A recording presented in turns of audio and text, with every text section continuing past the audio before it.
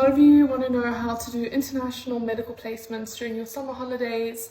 Let's talk about it. I'm going to make a cup of tea while I tell you my tips and tricks as well as my personal experiences.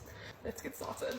First things first, you need to decide what country you want to study in or do your placements in. For example, I'm South African, born and bred South African, but I did study in Ukraine and now obviously I'm in Georgia. I combined going back home for the summer, back to South Africa, with doing placements. But it's pretty similar no matter what country you go to. Obviously each country has different rules, regulations and different application processes, but the steps that you need to take are pretty similar. So I'm making rooibos tea. Shout out to all South Africans. I literally bring this over every time I go overseas in vacuum pack bags. If you know what rooibos tea is, let me know in the comments. First things first, I decided I was going to go to South Africa.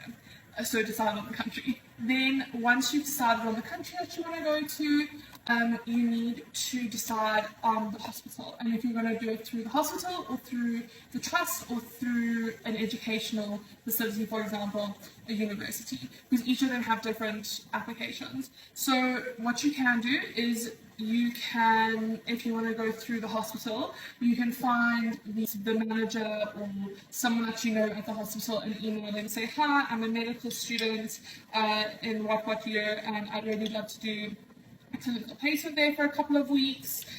Is this a possibility? Same thing with the university as well as the trust. You can reach out to them via whatever contacts you find online. It does help having someone that you know, because then they can obviously get you in, but it is possible without this. So email all the people, either the hospital, the trust, or the university, say this is the clinical placement that I want to do, this is the year that I'm in, and then this is the time that I want to do it over. Most of the times they'll get back to you and they say, okay, cool, these are the forms that you need to fill out. Sometimes there is payments involved. I know in the UK you have to pay in order to do your rotations, as well as in South Africa, if you want to go through the university, you do have to pay. I think it's about 5,000 Rand a month. And then the UK, I'm not too sure on how much it is per rotation, but I think, am I wrong, it's about £200 to £300 per rotation. I could be wrong. So again, it depends on the country you want to go to.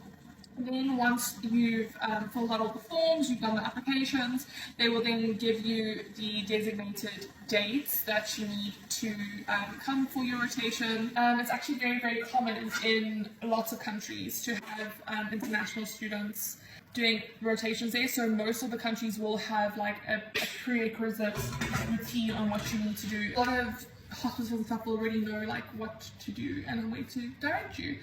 So I hope this helps. If you have any other questions, I'd be more than happy to answer them. I will be making a video on graduate entry medicine as well as my journey from South Africa to Ukraine to Georgia. So follow if you want to find out more about that. And yeah, I hope this helps.